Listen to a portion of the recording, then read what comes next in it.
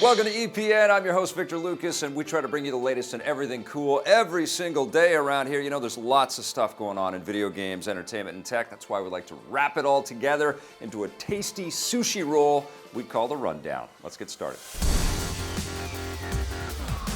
Two of the biggest toy companies in the world might become one toy company.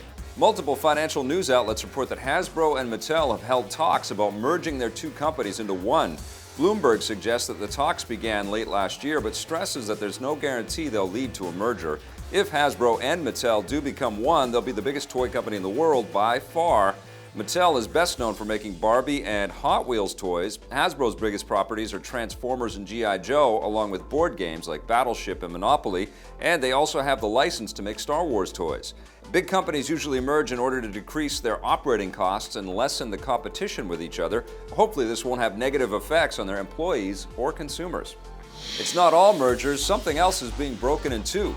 The zombie survival MMO H1Z1 will actually be two different games. Developer Daybreak Game Company has announced that it's splitting the game into two, with the open world survival portion being released as H1Z1 Just Survive, and the competitive PvP modes, the most popular aspect of the game, being released on their own with the name H1Z1 King of the Kill. The full H1Z1 has been available in one chunk through Steam Early Access since last year, and anyone who's already bought it will be given both of the new games once they're split up. The separation will happen on February 17th, with each piece set to cost $20. H1Z1, both of them, will stay in Steam Early Access until the final version or versions are released on the PC, PS4, and Xbox One this summer. The cast of Orange is the New Black won't be getting out of the slammer anytime soon. Netflix has renewed its groundbreaking series for 3 new seasons. This is on top of the upcoming 4th season, scheduled to premiere June 17th, which means the show will be getting at least 7 seasons. We'll probably have to wait a few years to see if it will continue after that. Orange is the New Black is the most watched original series on Netflix and was one of the first streaming shows to win at the Emmys and Golden Globes.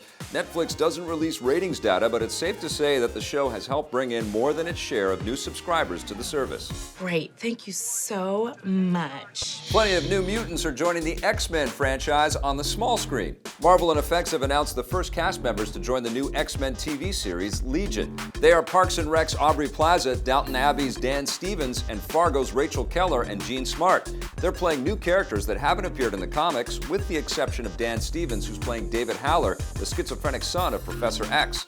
Haller is portrayed as an anti-hero in the comics, so expect the show to have a darker tone than the X-Men films.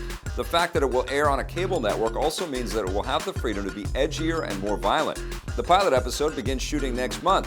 Fox has been expanding the X-Men cinematic universe in recent years with more and more spin-off content. The latest film, Deadpool, brings the fourth wall-breaking anti-hero action to theaters next week.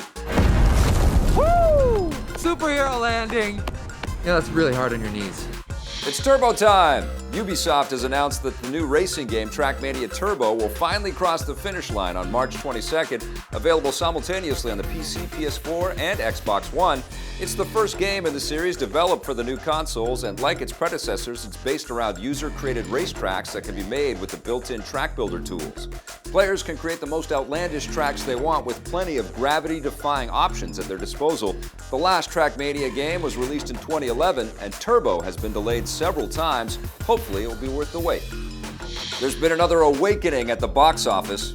Get ready! Star Wars The Force Awakens is expected to speed past the $2 billion mark at the worldwide box office this weekend. So far, it's already earned a most impressive $900 million domestically as of today, and it's almost at $1.1 billion internationally. This makes it the 3rd highest grossing film of all time, behind Avatar and Titanic.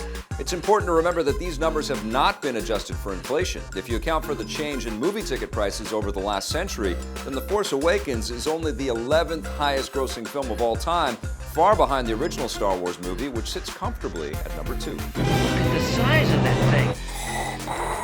thing. We've got a holiday on Monday. We'll be back on Tuesday with a brand new rundown. Thanks for watching.